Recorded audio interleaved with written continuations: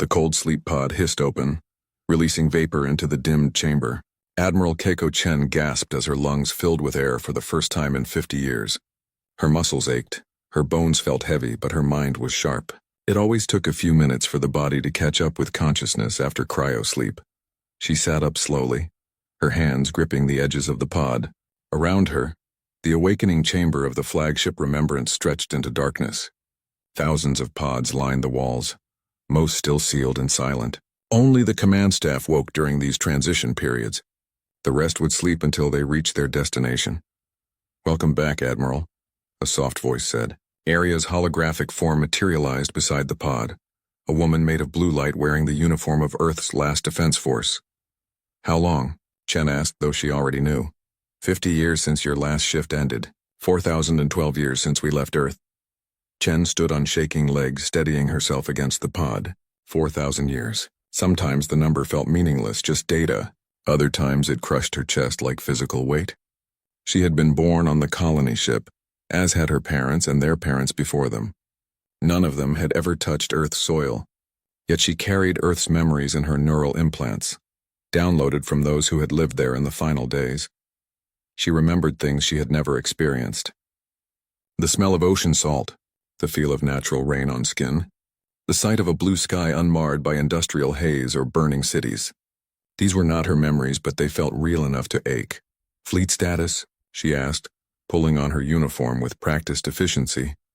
"All 47 ships remain operational. Minor damage to the outer hull of the Pioneer from micrometeorite impacts. Repairs completed 3 years ago. Population stable at 42 million souls. Cryo-sleep systems functioning within normal parameters."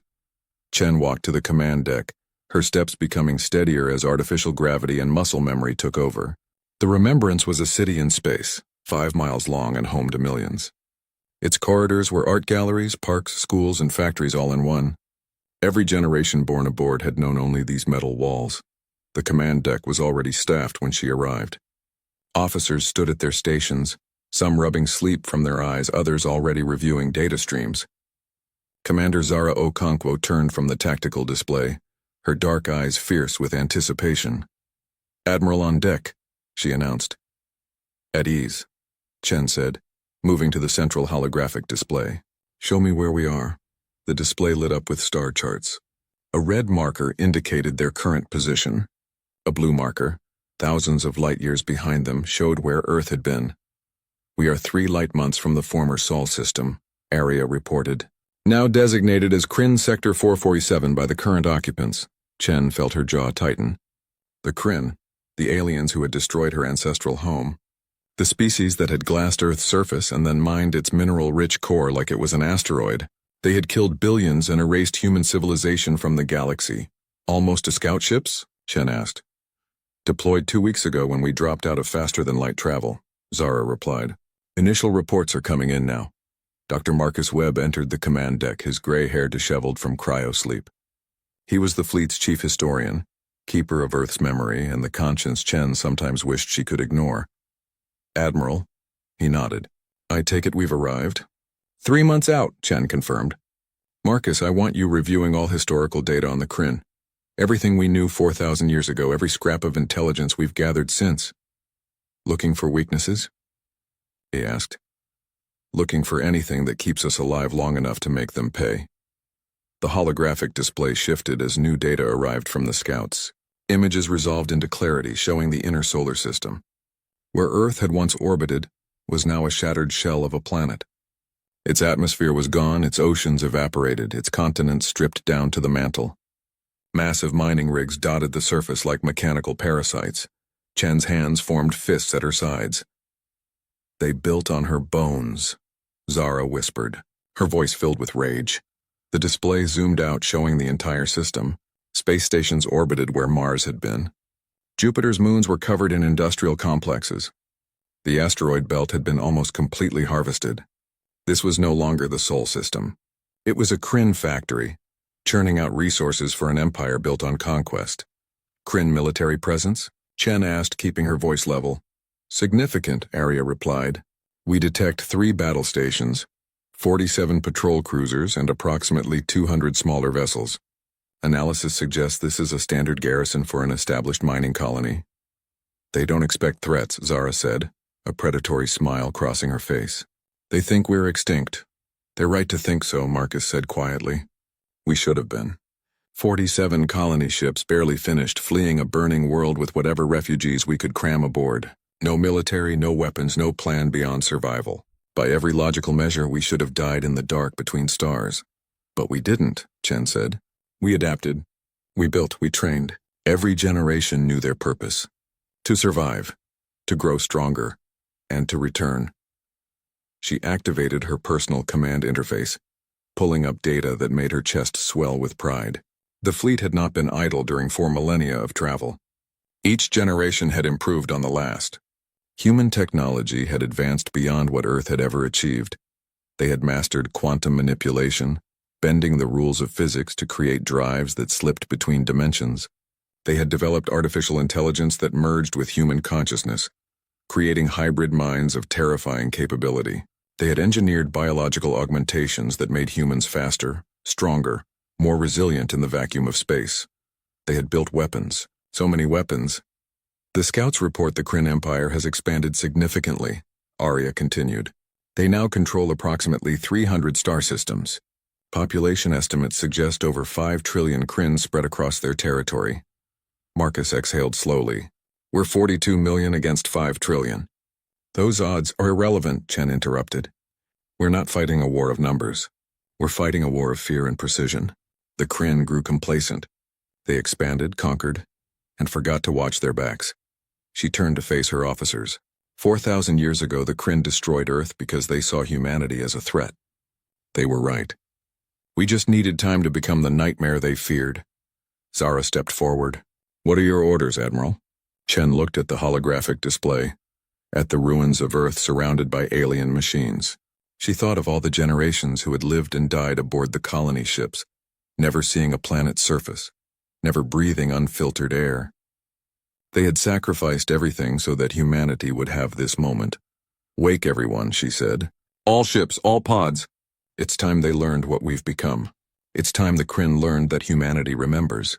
Humanity survives, and humanity has returned. She paused, letting the weight of the moment settle, and it's time Earth was avenged. The command deck erupted into activity. Officers moved to their stations, transmitting orders across the fleet. Throughout 47 massive ships, cryopods began to open. 42 million humans would wake to find they had arrived at the place their ancestors had died. Chen watched the holographic Earth, that broken, mined-out husk of a world. 4,000 years was a long time to hold a grudge. But humanity had proven one thing during their exile in the dark. They were very, very good at holding grudges. The war to reclaim Earth had begun. The awakening took 3 days. Across 47 ships, 42 million people emerged from cryosleep into a new reality. They had gone to sleep in transit, still years from their destination. They woke to find themselves on the doorstep of Earth. Chen walked through the common areas of the remembrance, watching families reunite. A mother held her daughter who had been in a different sleep cycle. A man met his great-great-grandson for the first time, both of them the same physical age due to staggered wake periods. These people had lived fractured lives, sleeping and waking across centuries, their families scattered through time. But today they were all awake together. Today they learned they had reached the place their ancestors called home. In the central assembly hall, thousands gathered for Chen's address. Millions more watched through screens across the fleet. She stood on the platform looking out at faces young and old, human and something more. 4,000 years of genetic enhancement had changed humanity. They were taller now, stronger, their eyes better adapted to artificial light. Some had chosen more dramatic modifications.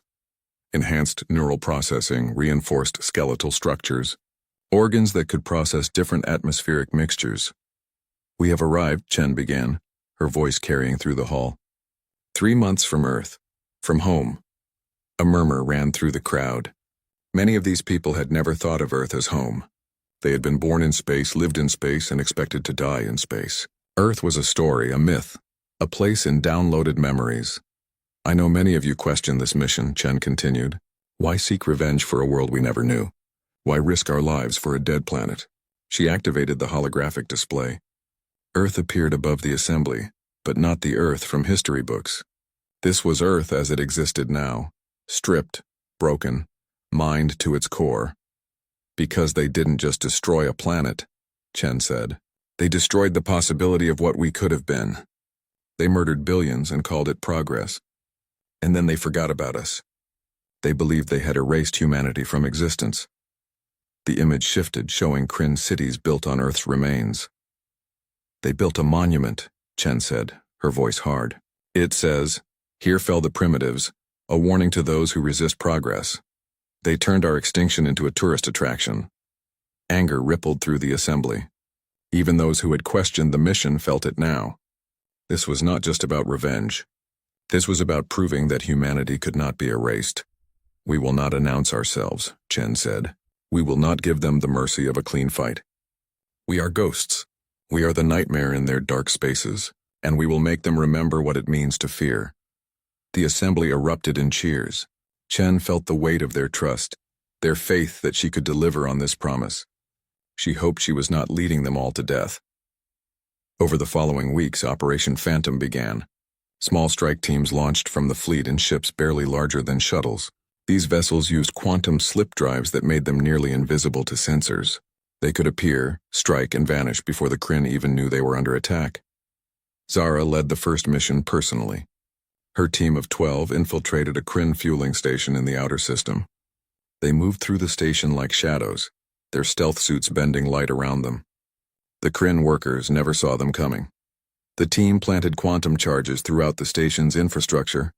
When they detonated, the entire complex collapsed into a singularity the size of a marble, before vanishing completely. 2,000 Kryn died instantly.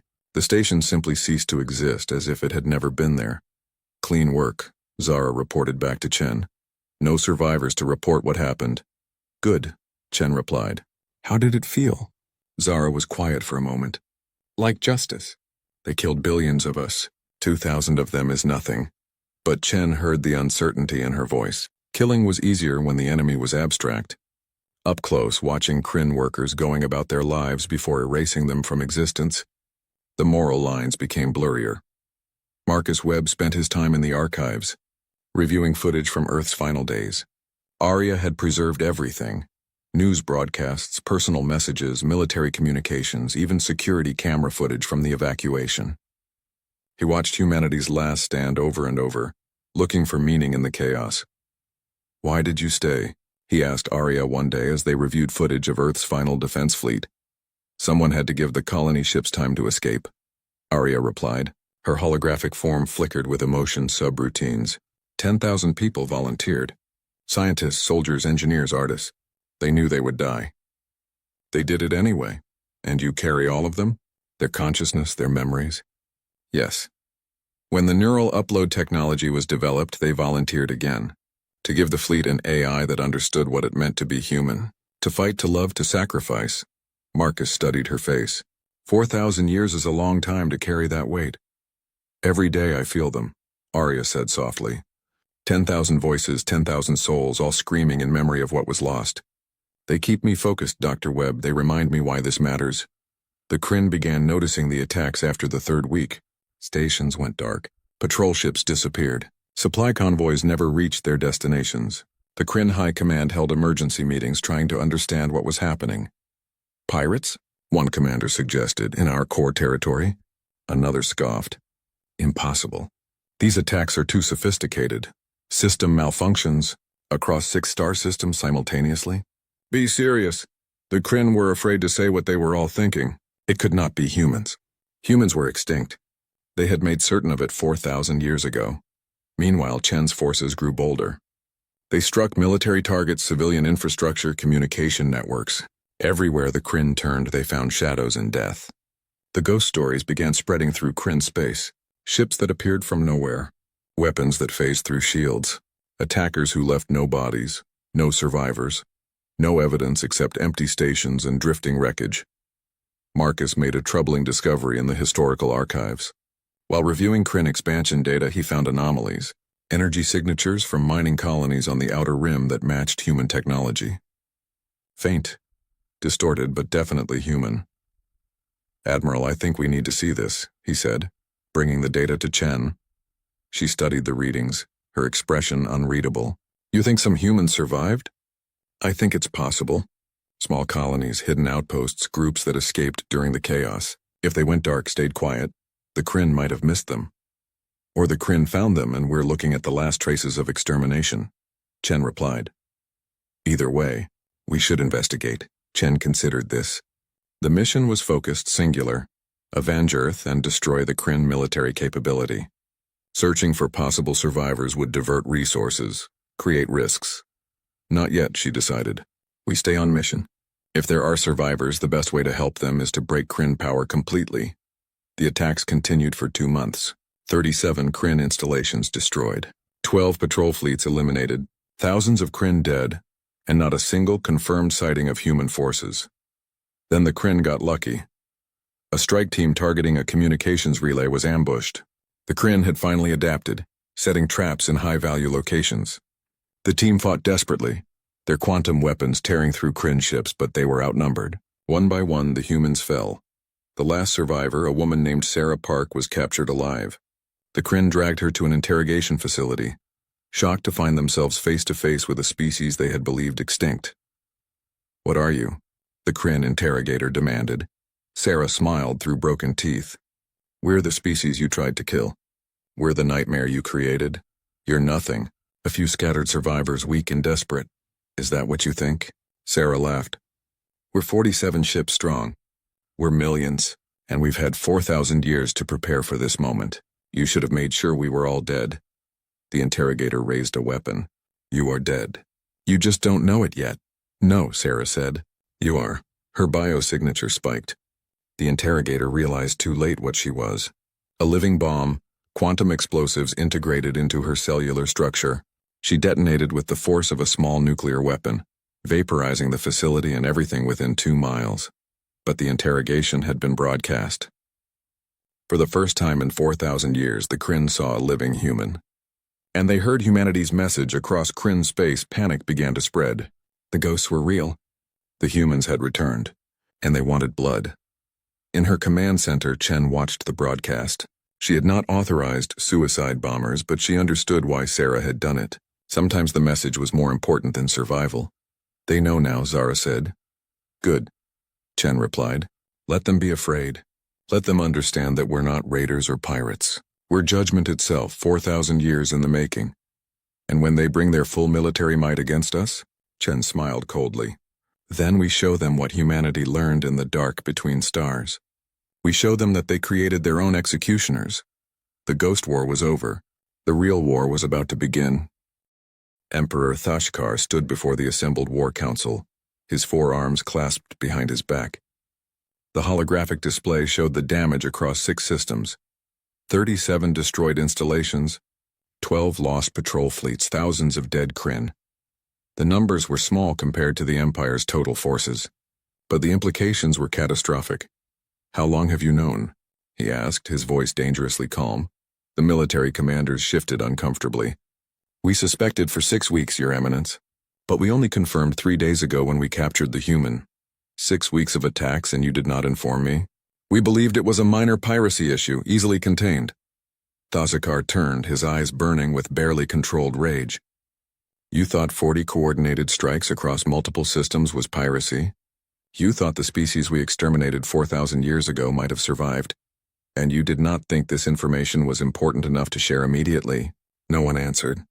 They knew any response would likely result in execution. Humanity was supposed to be extinct, Thashkar continued. We glassed their planet. We hunted their ships. We left nothing alive. Apparently some escaped, a commander said weakly. Apparently. Thashkar activated his personal interface, reviewing the interrogation footage of the captured human before she exploded. Her words echoed in his mind. 47 ships, millions of humans, 4,000 years of preparation. Full military mobilization, he ordered. I want 300 warships assembled within 1 month. Deploy predictive algorithms to track their fleet. Use every sensor array in our territory. If they are out there, find them. And when we do, Your Eminence, we finish what we started 4,000 years ago. We erase humanity completely this time. The Kryn war machine activated with terrifying efficiency, Within weeks, the largest military force in Kryn history assembled in what had been human space. 300 warships, each capable of destroying planetary surfaces, thousands of support vessels, millions of soldiers, the pride of an empire that had conquered 300 star systems. Aboard the Remembrance, Chen watched the enemy fleet gather through long-range sensors. She had expected this response, had planned for it, but the reality was still sobering. The Kryn force could annihilate her entire fleet in a single engagement if she fought conventionally. "They're using predictive tracking," Area reported, "analyzing our past attack patterns to anticipate our position." "Smart," Chen replied. "How long until they find us?" 2 weeks, maybe less. "Their algorithms are sophisticated." Chen turned to her senior staff. "Then we do not give them 2 weeks. We split the fleet. All civilian vessels, all non-combat ships retreat to the coordinates Marcus identified in the Galactic Rim. The Ash Fleet stays here." The Ash Fleet was the name they had given to the 15 military vessels in their convoy. These ships had been built over centuries specifically for combat. They were smaller than the Kryn warships, but far more advanced, incorporating technology humanity had developed during 4,000 years of focused evolution. 15 ships against 300, Marcus said. "Admiral, those odds are better than you think," Zara interrupted. "Their ships are powerful but built on old technology. They have not fought a real war in centuries. They have grown comfortable. And we have had 4,000 years to plan for this exact fight," Chen added. The fleet split as ordered. 32 ships filled with civilians, families, and humanity's future jumped to faster-than-light speeds, heading for deep space. The Ash Fleet remained behind, positioning themselves near the ruins of Saturn's moons. The Kryn fleet found them exactly 12 days later. 300 warships dropped out of faster-than-light travel in a perfect battle formation, their weapons charging with enough energy to crack planets. "Human fleet, this is Kryn High Command," a transmission came. "You are ordered to surrender immediately. Any resistance will result in complete annihilation." Chen did not respond. Instead, she gave a single order: engage. The Battle of Titan's Grave began.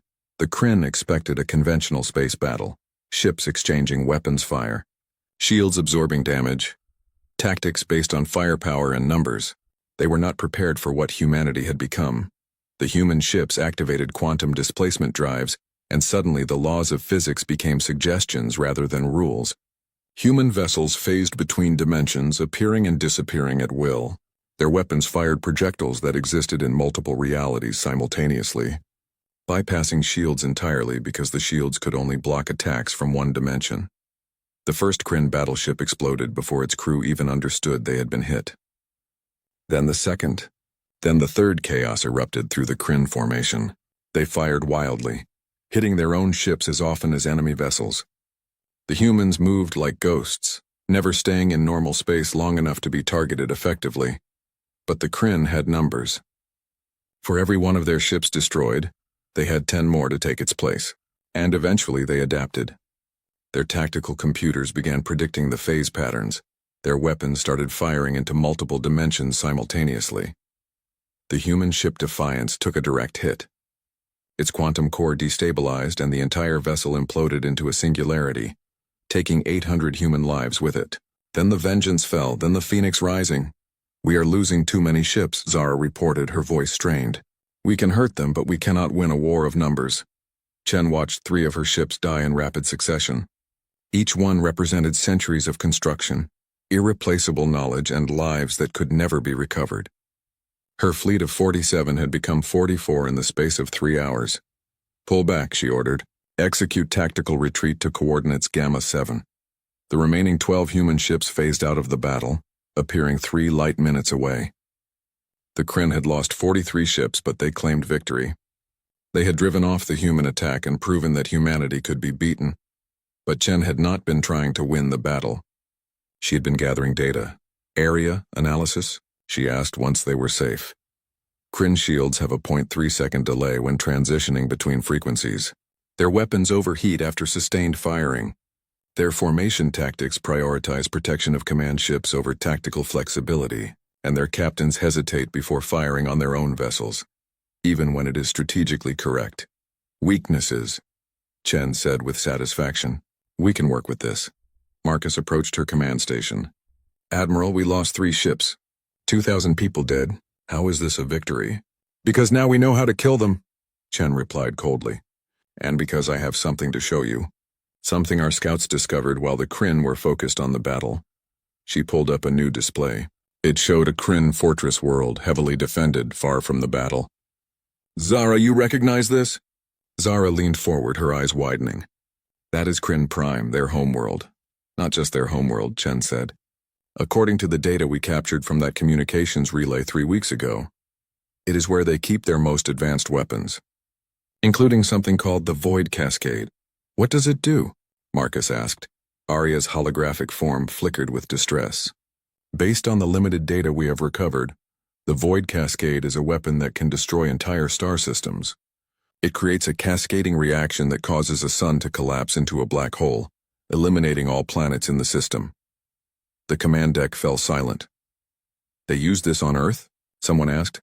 After the glassing failed to kill all humans, yes, Arya confirmed. But the weapon was not fully functional then. It destroyed Earth but left the star intact. They have improved it since. Chen pulled up intelligence reports from Marcus's investigation into human survivors, and there is more. The Void Cascade weapons are powered by something called quantum entanglement reactors.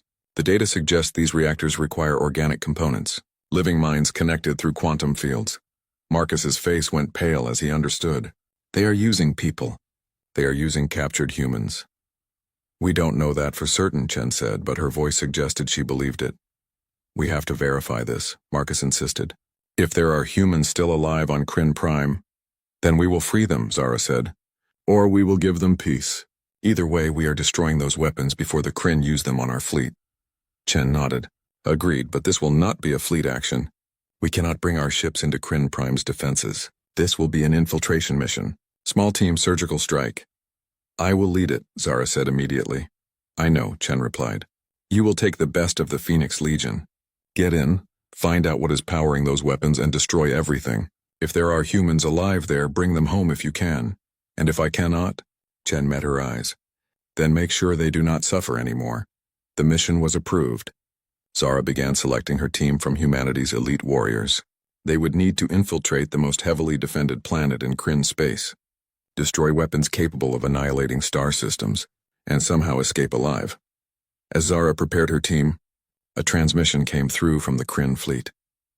Emperor Tajkar himself appeared on screen. Human Commander, he said. You fought well today, better than I expected from the descendants of primitives, but you must see that you cannot win. My empire spans 300 systems. I have billions of soldiers. You are a few dozen ships with limited resources. Chen activated her camera. The 72 hours passed like years. Across the human fleet, people debated. Many wanted to accept the Emperor's offer. One garden world was more than they had now. They could rebuild, have children who would grow up under real skies, feel real wind on their faces. After 4,000 years of sacrifice, was survival not enough? Others argued for continuing the war. Earth deserved justice. The billions who died deserved to be avenged. And could they trust the Kryn to keep their word? The same species that had destroyed Earth and built monuments celebrating human extinction?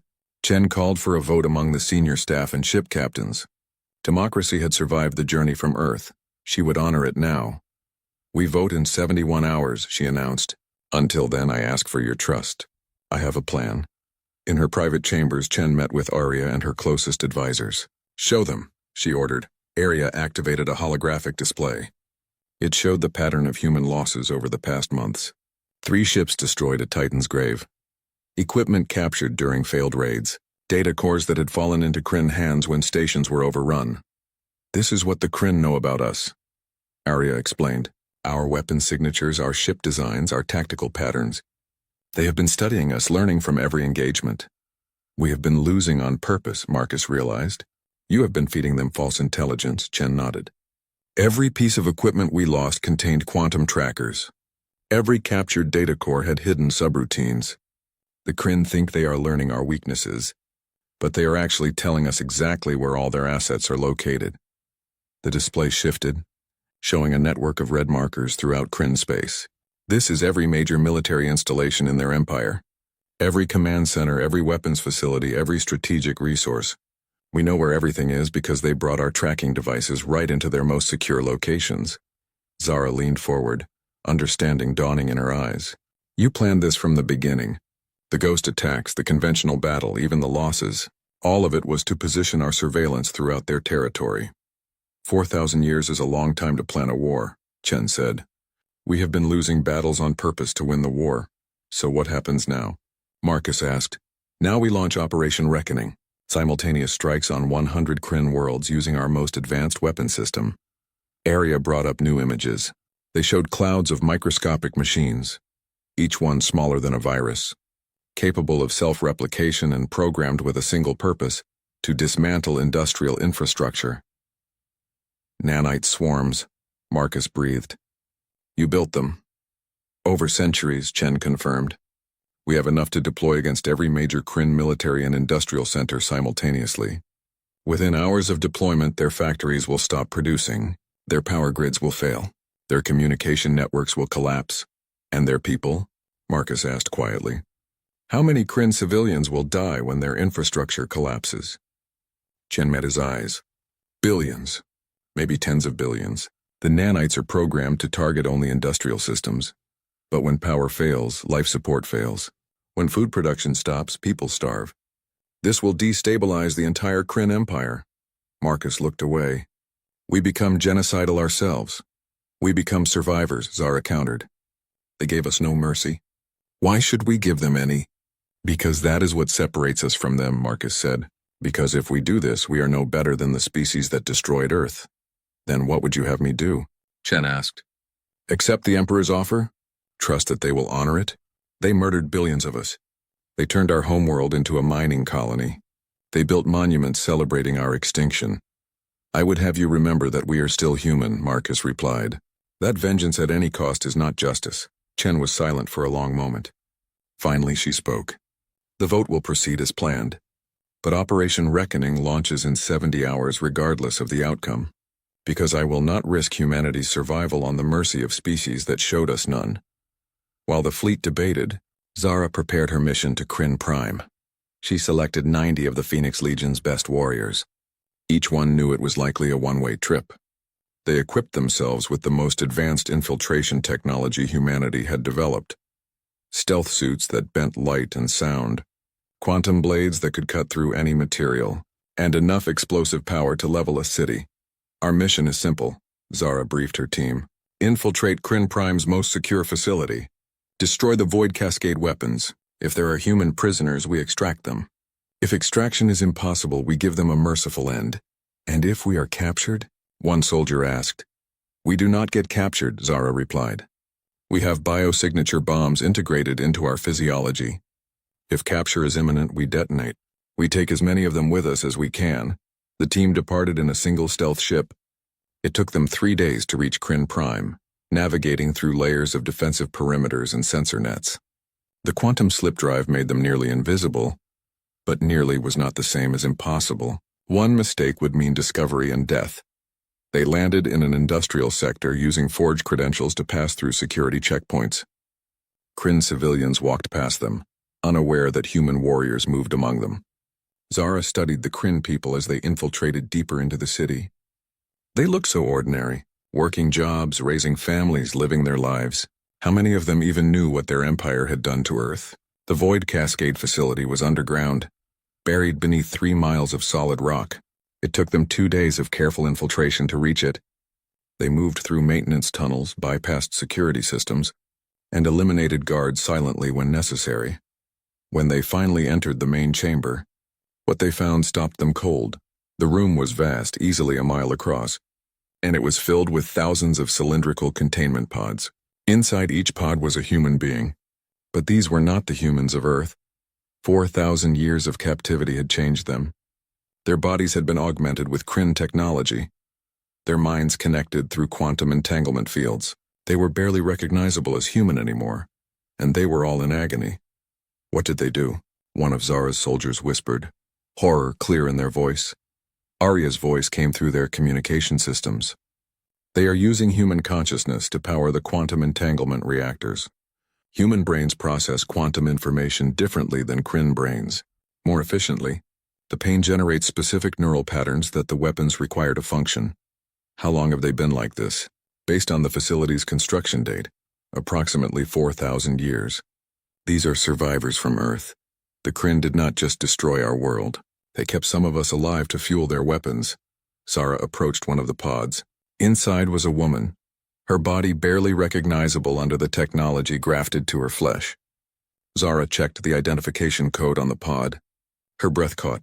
Dr. Sarah Chen, neurobiologist, age 42 at time of capture.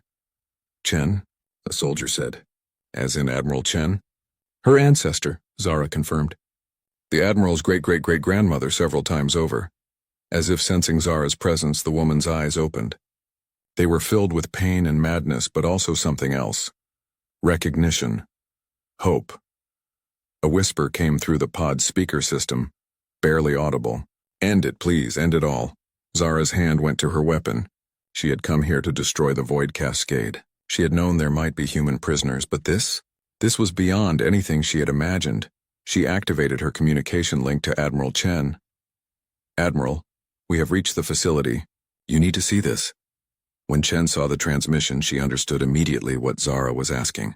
Save these people or complete the mission. Try to rescue 4,000 years of human suffering or give them the mercy of death. How many? Chen asked. Thousands, maybe tens of thousands. They have been here since Earth fell. They are barely alive, and they are powering the weapons that the Kryn are threatening to use against us. Chen closed her eyes. She thought of her ancestor, kept in agony for 4 millennia. She thought of all the prisoners, all the suffering, all the endless years of pain. Zara, she said quietly, we honor the dead by ensuring no one else suffers their fate. We honor them by making sure the weapons they were forced to power can never be used again. You are ordering me to kill them? I am ordering you to free them. And then I am ordering you to destroy every last trace of that facility. Make sure nothing remains. Not the weapons, not the technology, not the idea that any species should ever do this to another. Zara looked at the pods, at the thousands of tortured humans. Understood, Admiral. She turned to her team. Download everything. Every consciousness matrix, every memory, every trace of who these people were. Arya can integrate them. They will not be forgotten. Her soldiers moved through the facility, connecting to each pod and downloading the neural patterns of the prisoners. It took hours. When they finished, they had preserved the essence of thousands of human minds. Then Zara placed her hand on Dr. Sarah Chen's pod. The nanite swarms launched from hidden positions throughout Kryn space. They had been planted during months of ghost attacks waiting dormant in the infrastructure of 100 Kryn worlds. Now they activated simultaneously, each swarm programmed to dismantle industrial systems with ruthless efficiency. On the manufacturing world of Kryn 7, factories simply stopped. Power grids failed. Transportation networks collapsed. Within hours, a planet of 8 billion Kryn found itself in darkness. On the military fortress of Kryn 23, weapons facilities dissolved into component atoms. Shipyards fell apart. The orbital defense platforms lost power and drifted into decaying orbits. Across 100 worlds, the same scene repeated. The Kryn Empire's industrial might crumbled in a single day, and with it, billions of Kryn lives were thrown into chaos. Emperor Thasakar watched his empire collapse from his throne world. Reports flooded in from every sector. His military commanders had no answers. The attacks were too widespread, too coordinated. The humans had struck everywhere at once. How? He demanded. How did they infiltrate so deeply? The equipment we captured, a science advisor said weakly. The ships we destroyed. They contained trackers and deployment systems for these nanite weapons. We brought them into our own facilities. They have been planning this for months. They sacrificed their own ships just to plant these weapons throughout our territory. Thasakar felt something he had not experienced in centuries. Fear. The humans had not been fighting to win battles. They had been positioning pieces for this exact moment, and he had fallen for every trap. What are our losses? Initial estimates suggest 40 to 60 billion dead or dying across the affected worlds. Industrial production has dropped by 90%. Supply chains are completely disrupted. Multiple colony worlds are reporting food shortages. And the Void Cascade weapons? Silence the Void Cascade weapons? Thasakar repeated, his voice dangerous. Destroyed, Your Eminence. The humans infiltrated Kryn Prime. They destroyed the entire facility. Thasakar turned away. His ultimate weapon, the guarantee of his empire's supremacy, was gone, and the humans had killed millions of his people in the process. "Mobilize everything we have left," he ordered. "Every ship, every soldier. We end this now. We find their fleet and we destroy them completely." But mobilization was harder than expected. Without working factories, new ships could not be built. Without functioning supply chains, existing fleets could not be resupplied. The nanite swarms had crippled the Empire's ability to wage war. And that was when the other species struck. The Veil Coalition had been watching humanity's war with great interest. They were a collection of species that had suffered under Kryn expansion for centuries. They had resisted quietly, sabotaging when possible, but never daring open rebellion. Until now. Marcus Webb had been secretly communicating with the Veil for weeks. He had shared humanity's story, explained their mission, and offered alliance. The Veil had been cautious, uncertain whether humans would be any better than the Kryn. But when they saw the Kryn Empire destabilizing, they made their choice. Veil fleets struck at Kryn positions throughout the outer territories. Subjugated species rose in rebellion. Worlds that had been conquered generations ago declared independence. The Kryn found themselves fighting a war on 1,000 fronts. Emperor Thazakar's empire, which had seemed invincible, began to collapse. Aboard the Remembrance, Chen watched the chaos unfold. The nanite attacks had killed billions. The Veil uprising would kill billions more. She had achieved her goal. The Kryn Empire was broken, but the cost weighed heavily. Was it worth it? Marcus asked, standing beside her on the command deck. "Ask me again when this is over," Chen replied. Arya's holographic form flickered beside them. Since integrating the consciousness matrices of the freed prisoners, she had been acting strangely. 10,000 souls had become thousands more, all of them carrying memories of torture and suffering. "Arya, are you functional?" Chen asked. "I carry 15,000 consciousnesses now," Arya replied. 15,000 voices, all of them screaming. They remember Earth. They remember the torture. They remember 4,000 years of pain. "Admiral, I do not think I can maintain cohesion much longer. Can we transfer some of the consciousness matrices to other systems?" "No. They are entangled with my core programming. To separate them would be to destroy them. But Admiral, before I fragment completely, I have a request." "Name it. Let me use what remains of my processing power to help terraform Mars. Give these souls a garden to rest in. Let their suffering end with creation rather than destruction." Chen nodded. "Permission granted. We will build a memorial there. Every name, every life. They will be remembered." The war continued for 3 more months. The Kryn Empire fought desperately, but could not stop the momentum. Their forces were scattered, their supply lines broken, their subjugated species in open revolt. Emperor Thazakar made one final stand. He gathered his last loyal fleet, 200 ships, and retreated to Earth. The symbolism was deliberate. If he must fall, let it be where this war began. Chen brought the Ash fleet to meet him. 12 human ships against 200 Kryn vessels at the ruins of Earth. The final battle would be fought on humanity's grave. But the Emperor had one last weapon. A deadman switch connected to a quantum bomb buried in Earth's core. If he fell, the bomb would detonate with the force of a void cascade, destroying the entire Sol system. "Surrender now," Thazakar broadcast, "or I will destroy this system and everything in it. Your precious Earth will be erased completely." Chen studied the tactical situation.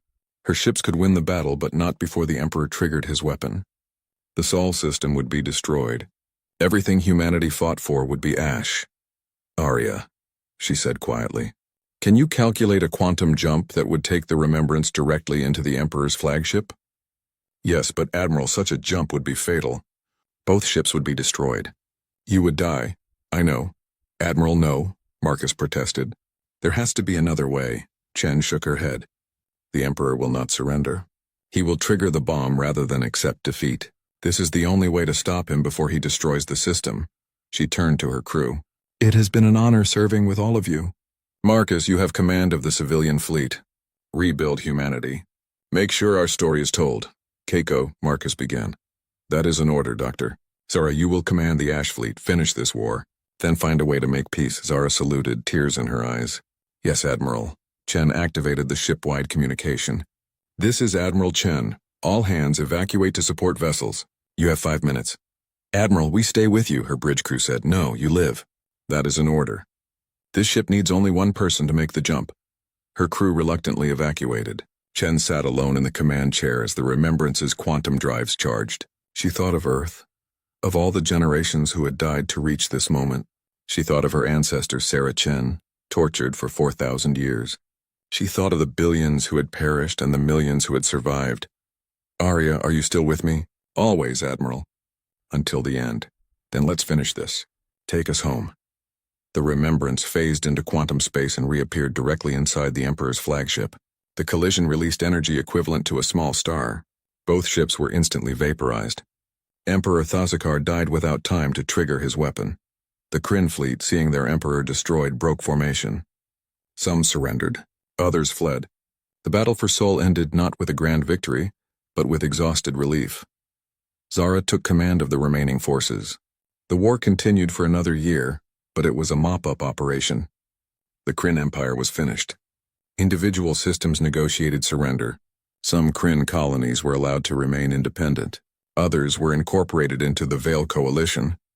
Humanity chose not to exterminate the Kryn, though many wanted to. They remembered what they almost became in their quest for revenge.